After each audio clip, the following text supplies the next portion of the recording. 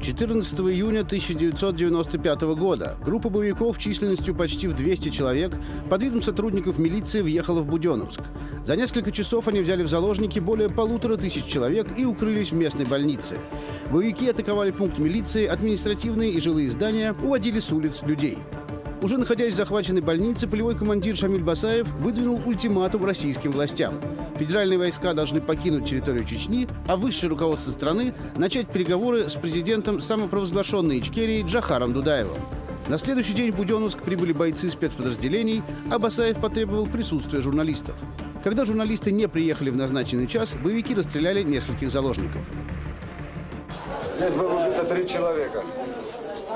Вот здесь, с той стороны. Стреляли. После этого в больницу удалось попасть нескольким журналистам. Среди них был и психотерапевт Анатолий Кашпировский. Он был одним из тех, кто записал интервью с Шамилем Басаевым. Я себя террористом не считаю. Я диверсант, потому что сегодня война идет. Если не считается терроризмом то, что полгода творилось у нас в Чечне. 16 июня. На третий день захвата премьер-министр Виктор Черномырдин выступил с обращением. Говорил, что Россия готова прекратить боевые действия в Чечне. В это же время оперативный штаб в Буденновске, где решения принимали в том числе тогдашний директор ФСБ Сергей Степашин и вице-премьер Николай Егоров, готовились к штурму больницы. Они не знали, что в этом случае делать. Это был фактически первый раз. Ни людей подготовленных, никого не было. Они, естественно, были в растерянности. И когда Попов предложил, давайте мы все это сделаем, мы отказали, после этого начался штурм. Альфовцы могли совершенно спокойно взять первый этаж, там уже было проще. Но что делать с заложниками? Ну, взяли они первый этаж. А дальше что? А дальше снизу кидают гранаты и мясорубка.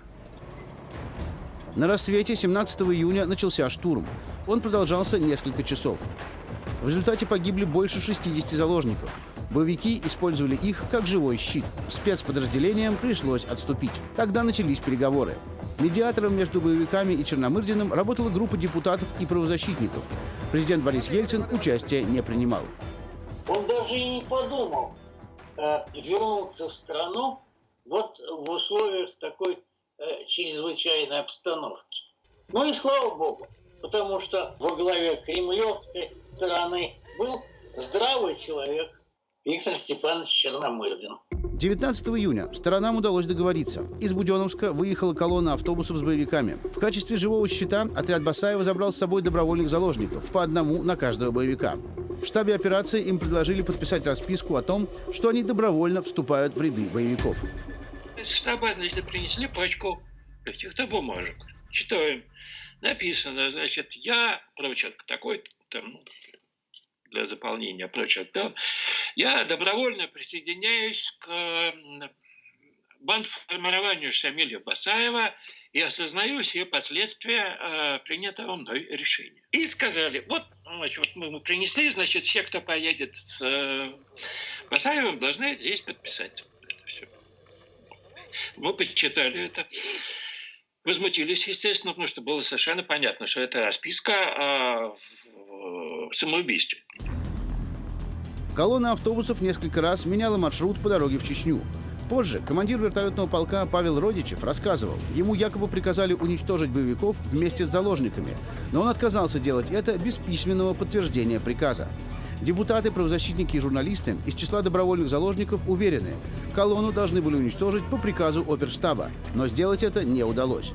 По приезду в Чечню боевики вышли из автобусов, а заложники отправились обратно в Буденновск. После захвата и освобождения заложников руководство оперштаба лишились своих постов, но из политики они не ушли. Сергей Степашин даже в какой-то момент занимал пост премьер-министра. Расследование по делу о захвате заложников в Буденновске до сих пор идет.